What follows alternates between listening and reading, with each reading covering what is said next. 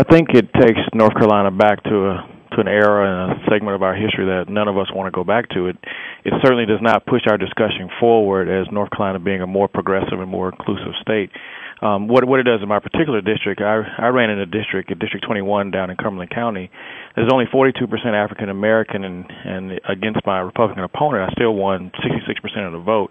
And what they did is they went into some very conservative white districts, which I won 2 to 3 to 1 times my opponent, removed all of those districts, and then inserted a majority African American district. So my district went from 42% African American to 50% African American, which certainly makes it easier for me to win, or a candidate who looks like me to win.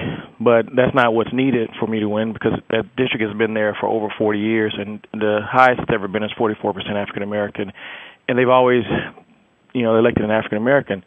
And so, I have Hope County, which is now part of my district, which is greater than 20 miles away, but my neighbor who's right across the street from me is not in my district anymore. And that was purely upon race and has nothing to do with common interest or people voting for the person they want to vote for.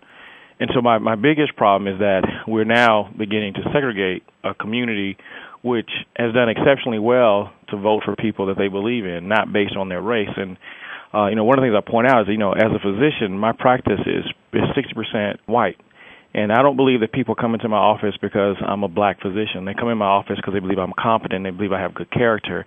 And when I put them to sleep and I take them to surgery and remove their child's tonsils, I don't think any parent sits out in the waiting room saying, hey, I have this black physician operating on my child. They say, I believe I have the best physician in Cumberland County to operate on my child. And so if we as a society are moving towards that, why would we do something different when it comes to voting? And so that's why I really have a problem with our redistricting plan.